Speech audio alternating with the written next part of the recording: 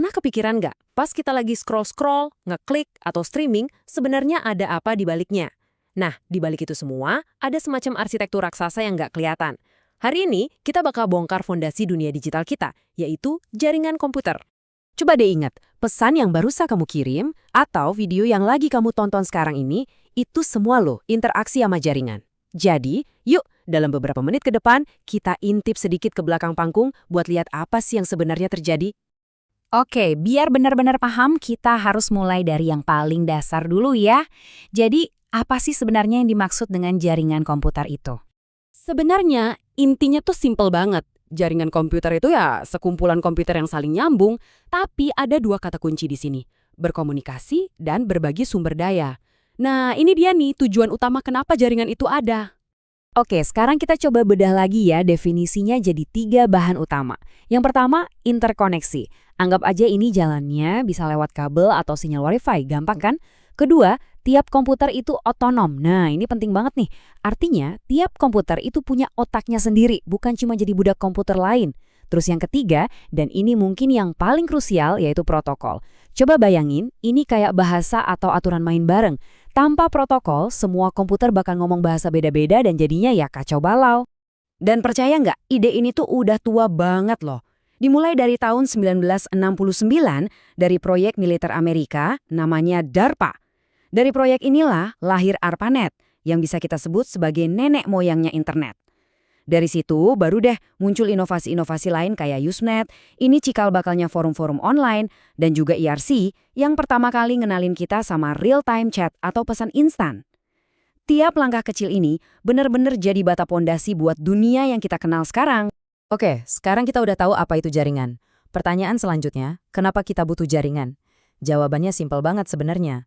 Jaringan itu lahir karena ada kebutuhan buat mencahin masalah-masalah yang praktis banget di dunia nyata.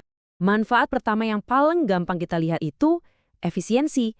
Coba bayangin deh, satu kantor, tiap orang harus punya printer sendiri-sendiri. Wah, boros banget dan ribet kan? Nah, dengan jaringan, satu printer aja udah cukup buat dipakai rame-rame. Prinsip yang sama juga berlaku buat sharing file dan software. Jadi intinya ya, buat hemat duit dan bikin kerjaan jadi lebih gampang.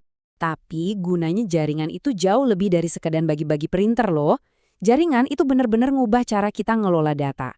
Kita jadi bisa gabungin informasi dari macam-macam sumber, terus mecah kerjaan komputasi yang berat ke beberapa mesin sekaligus, dan yang paling penting, kita bisa ngatur keamanan dan backup data secara terpusat. Wah, ini lompatan besar banget deh soal kekuatan dan kendali data. Nah, tentunya nggak semua jaringan itu ukurannya sama.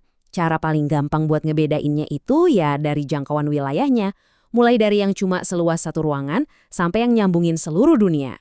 Kita mulai dari yang paling kecil ya, LAN atau Local Area Network. Ini jaringan yang ada di rumah atau kantor kita. Naik satu level ada MAN, Metropolitan Area Network. Ini skalanya udah sekota. Lebih gede lagi ada WAN, Wide Area Network, yang nyambungin antar kota atau bahkan antar negara. Nah, puncaknya apa? Waktu semua jaringan ini, LAN, MAN, WAN, nyambung jadi satu, itulah yang kita sebut internet. Oke, selain dari ukurannya, ada cara lain buat ngelihat jaringan, yaitu dari cara pengaturannya atau arsitekturnya. Intinya, ada dua model utama yang paling umum. Dua model itu adalah client-server dan peer-to-peer. Coba lihat yang kiri dulu. Model client-server ini mirip banget kayak restoran. Ada satu server pusat yang kuat, yang tugasnya ngelayanin banyak klien. Kelihatannya rapi, aman, tapi ya butuh modal buat servernya. Nah, kalau yang kanan, peer-to-peer, ini lebih kayak arisan atau gotong royong. Semua orang posisinya sama, saling berbagi langsung. Jelas lebih murah dan simpel, tapi ya gitu, kadang bisa agak berantakan dan bisa bikin komputer kita jadi lambat kalau lagi dipakai orang lain.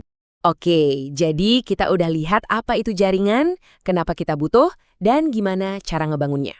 Sekarang yuk kita coba ambil langkah mundur sedikit buat lihat gambaran besarnya. Pada akhirnya, dari hal sesimpel kita kirim email sampai ke perputaran ekonomi global, semuanya itu berjalan di atas prinsip-prinsip yang tadi kita bahas. Jadi, jaringan itu bukan cuma soal kabel dan sinyal ya. Mereka ini udah kayak sistem saraf digital buat peradaban modern kita yang kerja non-stop di belakang layar. Nah, ini ngebawa kita ke satu pertanyaan besar nih. Kita udah berevolusi dari yang awalnya cuma buat sharing printer, sampai sekarang bisa nyambungin seluruh planet cuma dalam beberapa dekade. Jadi, abis ini apa? Waktu jaringan jadi makin cepat, makin pinter dan ada di mana-mana, kira-kira manfaat super apa lagi yang bakal kebuka buat kita semua?